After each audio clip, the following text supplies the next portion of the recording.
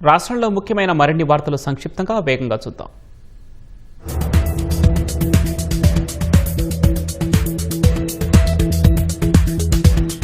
రాజధాని అమరావతిని కేవలం గొప్ప రాజధానిగా నిర్మించడం మాత్రమే తమ లక్ష్యం కాదని సీఎం చంద్రబాబు స్పష్టం చేశారు. దేశంలోని అత్యుత్తమ జీవన ప్రమాణాలకు చిరునామాగా అమరావతిని తీర్చిదిద్దాలన్నది తమ విజన్ అన్నారు. పచ్చదనం, మౌలిక వసతులు, సమగ్రాభివృద్ధి, ప్రజల జీవన నాణ్యతకు ప్రాధాన్యమిచ్చేలా రాజధాని నిర్మాణం ఉండాలన్నారు. అమరావతిపై తమ విజన్ అంతర్జాతీయ పత్రిక ది న్యూయార్క్ టైమ్స్ లో ప్రస్తావనకు రావడం సంతోషంగా ఉందన్నారు.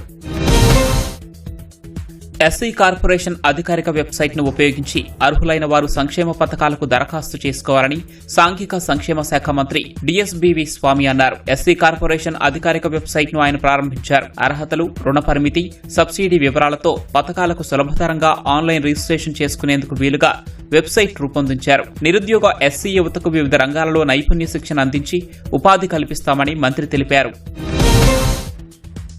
కేంద్ర రహదారులు రవాణా మంత్రిత్వ శాఖ డీజీ వినయ్ కుమార్ ను మచిలీపట్నం ఎంపీ వల్లభనేని బాలశౌరి ఢిల్లీలో కలిశారు. కృష్ణా జిల్లా ఎస్ఎన్ గొల్లపాలెం వద్ద NH 65, NH 216 జంక్షన్ అభివృద్ది పనులతో రైతులు ఎదుర్కొంటున్న భూసేకరణ సమస్యలను పరిష్కరించాలని కోరారు. ఇప్పటికే 2 సార్లు భూములు కోల్పోయారని, 3వసారి భూసేకరణ చేస్తే ఆ భూములు వ్యవసాయానికి, జీవనోపాధికి పనికి రాకుండా పోతాయన్నారు. సేకరిస్తే రహదారికి 2 వైపులా చేయాలని, ఒకవైపు మాత్రమే భూమిని సేకరిస్తే రైతుల రాకపోకలకు, రహదారి ముఖద్వార వ్యాపారాలకు తీవ్ర నష్టం కలుగుతుందని తెలిపారు.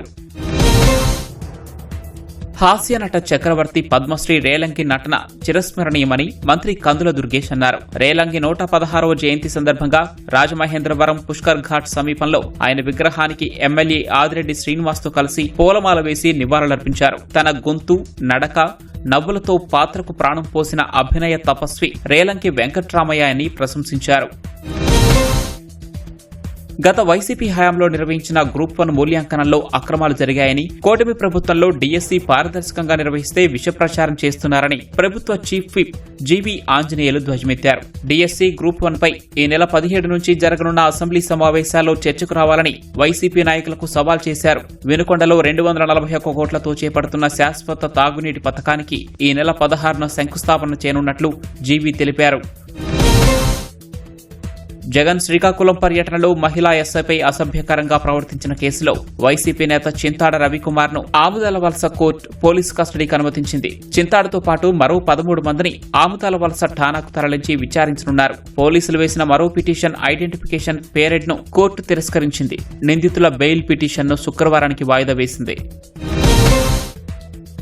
విశాఖ గాజువాక రోడ్డు ప్రమాదంలో మృతి చెందిన మహిళ ఒంటిపై బంగారాభరణాలు కనిపించకుండా పోయాయని బాధిత బంధువులు పోలీసులకు ఫిర్యాదు చేశారు. 6వ తేదీ సాయంత్రం గాజువాక పిఎస్ సమీపంలో ఫార్మా బస్సు ఢీకొని పెదగంట్యాడకు చెందిన ప్రభావతి మృతి చెందారు. కుటుంబ సభ్యులు వచ్చేసరికి ట్రాఫిక్ పోలీసులు ఆమె మృతదేహాన్ని కేజీహెచ్కు తరలించారు. మృతురాలి మెడలో 3 తులాల బంగారు గొలుసు, చేతివేళ్లకు ఉన్న ఉంగరాలు పోయాయని మృతురాలి సోదరి ఫిర్యాదు చేశారు. ఏటీఎం కార్డులు మార్చి మోసాలకు పాల్పడుతున్న అంతర్జిల్లా దొంగను విశాఖ ఎంవీపీ పోలీసులు అరెస్ట్ చేశారు. అతని వద్ద నుంచి 1,93,000 నగదు, 50 ఏటీఎం కార్డులు, బైక్ స్వాధీనం చేసుకున్నారు. కోనసీమ జిల్లాకు చెందిన పల్లా సురేంద్ర కుమార్ చెడు వ్యసనాలు, బెట్టింగ్ కు అలవాటు పడి ఈ నేరాలు చేస్తున్నట్లు క్రైమ్ ఏసీపీ వెంకట్రావు తెలిపారు. అతనిపై వివిధ జిల్లాల్లో 60కి పైగా కేసులున్నాయన్నారు. గుర్తు తెలియని వ్యక్తులకు ఏటీఎం కార్డులు ఇవ్వొద్దని సూచించారు. శ్రీశైలం తుంగభద్ర జలాశయాలకు వరద ప్రవాహం తగ్గింది.